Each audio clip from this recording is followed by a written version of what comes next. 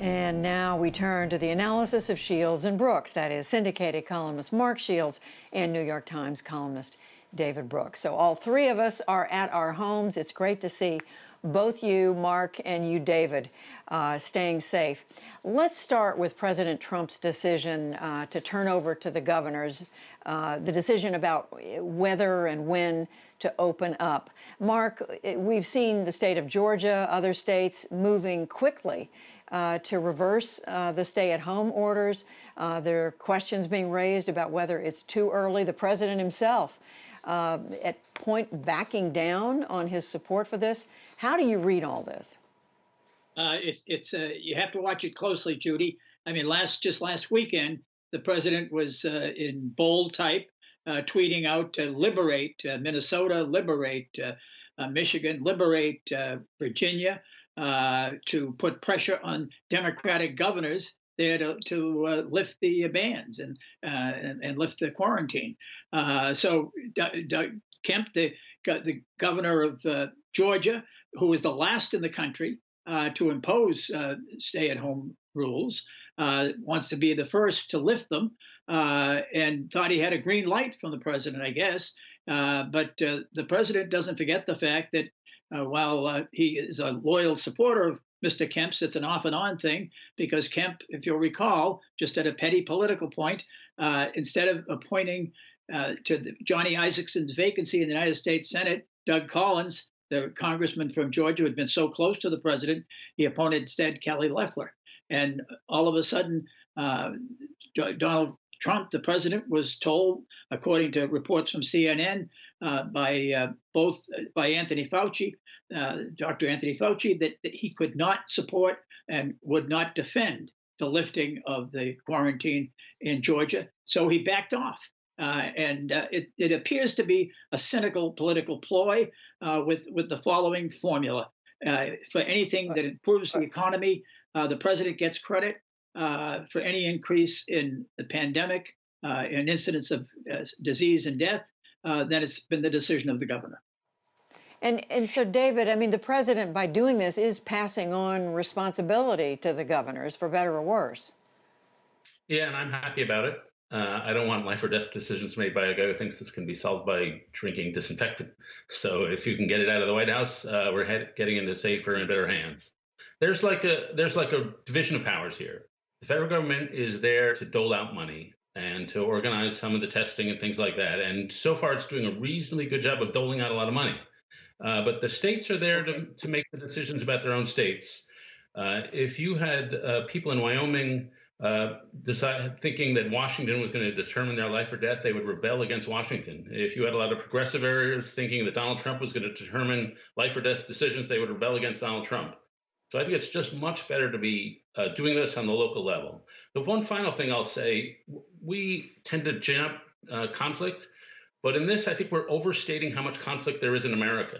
Americans, considering how polarized, we're amazingly united right now. 98% of Democrats and 82% of Republicans support the social distancing. 90% of Americans, complete bipartisan consensus, believe that if we loosen too much, there'd be a second wave. 76% of Americans say even if their governor did loosen, they wouldn't go out. And so to me, the big story here is we're sort of hanging together through this.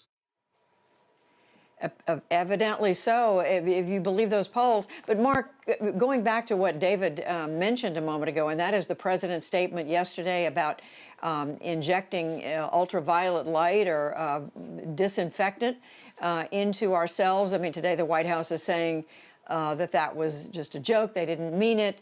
But there have been other statements that he's made about endorsing this anti-malaria drug that the experts are saying cannot be relied on. What are the American people to make of all this? Well, Judy, I think maybe the most unreported story of the week was Piers Morgan, the British television journalist, who's a friend of the president, one of the 47 people on Twitter the president has access to. He's given 3 interviews to British television, all his presidency, all 3 to Piers Morgan. And Piers Morgan went public and said what an awful lot of Trump supporters and Trump critics have been saying, and that is, Mr. President, you're really hurting yourself.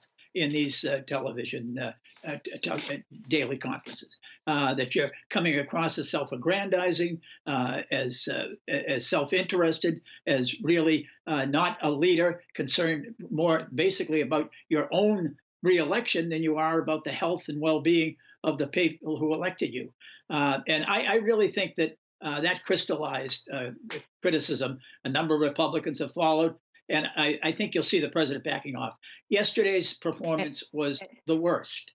I mean, to say Lysol is a possibility for inhalation, sarcastically, he's not Will Rogers. He's not Jerry Seinfeld. He's not a man known for a sense of humor. It wasn't sarcasm. It was just Donald Trump being absolutely reckless and irresponsible. And I think they've seen his numbers drop. And I think that the daily press conference has been the principal contributing factor to it. And David, just in the last hour, the White House has let it be known that they are now going to be cutting short these daily briefings, some of which have gone on for 2 hours and longer. So, I mean, how much in the end does it matter what the president is saying at a time like this? Are the American people, how much do they need to hear from their political leader, and how much do they need to hear from medical experts?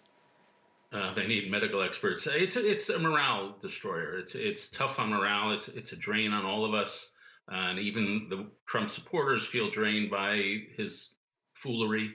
But I don't think it's really damaged the way people act. The funny thing has happened. I noticed in my local grocery store, like a month ago, maybe 5% of the people were wearing masks. Then it was 30%, and then it suddenly flipped and was 70%. And starting 2 weeks ago, if you weren't wearing a mask, even before the law came down, people spoke to you and said, you need to go get a mask. And so what that shows to me is a community setting new norms, setting new moral standards, having new expectations of how we should protect one another. And when I see a community acting as one, like in the grocery store, and we all see it, then you see a community that's basically healthy, that where people understand the obligations they have to each other. And that was not automatic going into this. Most plagues, that's not how people behave. So I think it hurts our morale, what Trump does, but I wouldn't say it's destroyed it. Interesting what you say about, you see people at the grocery store. We're seeing much the same thing. David, I mean, Mark, I want to quickly come to what Congress was able to do this week, and that is in passing legislation to provide more support for small businesses, some of it for hospitals and others. How much difference is this aid going to make? How much more is going to be needed? We're already seeing worry about the size of the deficit, of the debt the country is going to owe when all this is over. Where does the argument land there? I don't know how much difference it's going to make. I say this, Judy. The immortal Dante, as FDR referred to him, weighs the sins of the cold-hearted and the sins of the warm-hearted on a different scale.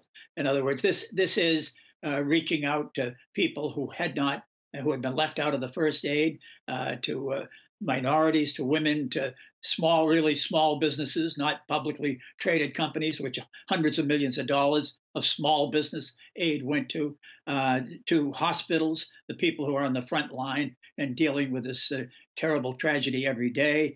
To me, it showed an awareness and an understanding. I don't think anybody understands the gravity economically. It is enormous. It will be enormous. But right now, what we've seen is sort of a bait and switch on the part of Republicans. They said, "Oh, you could do the aid to local cities and states," and the next one said Kevin McCarthy, the Republican House leader, and now Mitch McConnell, the Senate Republican leader, says there will be no next one. So, David, just in a few words, how much is the worry about the debt, the deficit, going to be part of this going forward as people are hurting?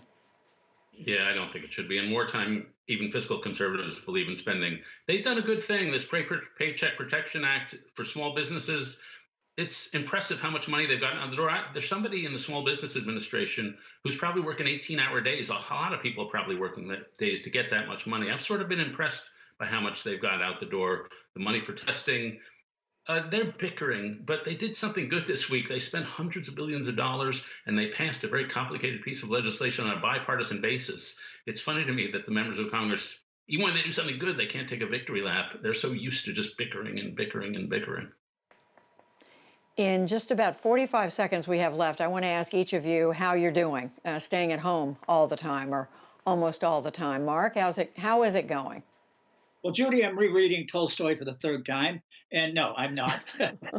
I've rearranged my sock drawer, and I'm doing fine. I've got a wonderful roommate, and I've had the same one for half a century, and I'm just finding new and wonderful things about her every day. Pretty great roommate. We know Ann Shields. David, what about you? How are you holding up? How are you doing? Yeah, I'm blessed. I've got a good five group of people here in my little Forge family, and I'm playing my son in ping pong ferociously. And I'm hoping to develop a backhand by the end of this. So there are little blessings amid the great worry that we're all going through, but there are little blessings even in these days with family. I feel the same way. So much more to be grateful for than the other way around. Well, we are grateful to the two of you, David Brooks, Mark Shields. Thank you, and please stay safe. Thank you, Judy.